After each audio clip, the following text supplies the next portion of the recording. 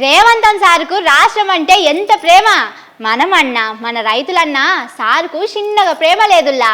అసలు ఎవ్వరు కూడా మన సారు లెక్క మన సర్కారు లెక్క పనిచేయలేరు. పోన్రి రాష్ట్రం మంచి కోసం ఏ తీర్ల కొట్లాడుతున్నారో తెలిస్తే మీరు కూడా పరిశాన్ అవుతారు. అంతగానం ఏం చేసిందని పరిశాన్ కాకుండ్రి. ఈ వార్త చూడుండ్రి. ఉరుకురికి ఏదో చేద్దామంటే ఇంకేదో అవుతున్నదట రేవంత్ సార్కు. రాష్ట్రానికి నీళ్ళ తిప్పలు తీర్చడానికి సారు కుర్చీలో కూర్చున్న కాంచెల్లి చిన్నగా తిప్పల పడతలేడట. వచ్చి రాగానే మస్తు వానలు పడిపించిండట. దీంతోని దునియాలో ఎన్నడూ లేనన్ని వడ్లు పండినాయట.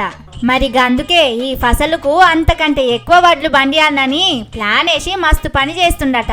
ఇటు కాళేశ్వరంలో ఇంకో టీఎంసీ నీళ్లు తేవాలి, అటు పాలమూరు దాకా పారియాలని మస్తు ఆలోచన చేసిండట.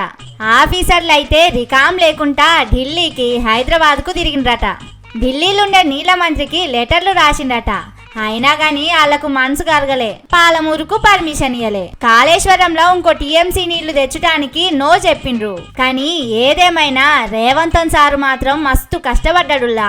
అప్పట్లో ఆంధ్ర సర్కారులుండి తెలంగాణ నీళ్ల మీద కేసులు పెట్టిన ఆఫీసర్ను పట్టుకొచ్చి నీళ్ల సలహాదారుడని కుర్సీ వేసి కూసబెట్టిండు.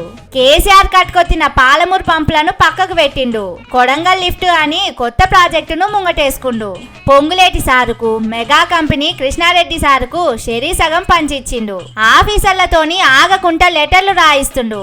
మన సర్కారోళ్ళు పంపించిన కాయిదాలు ఢిల్లీలో ఓ పెద్ద బిల్డింగే నిండినాయట. ఏడాదిలో 20 సార్లు ఢిల్లీకి వచ్చిండు. వచ్చినప్పుడల్లా కలిసిపోతుండు. పర్మిషన్ల గురించి అడుగుతుండని కేంద్రంలో ఉన్న సర్కారోళ్ళే పరేషాన్ అయిందట. ఇంత తెలంగాణకు పర్మిషన్లు ఇస్తే మిగిలిన రాష్ట్రాల్లో ఇట్లనే ఏడాదికి 20-30 సార్లు ఢిల్లీకి వచ్చి కలుస్తారు కావచ్చు. కుప్పలు కుప్పలు లెటర్లు పంపుతారు కావచ్చునని పర్మిషన్ ఆపిండ్రేమోనని బయట పబ్లిక్ మాట్లాడుకుంటున్నారు.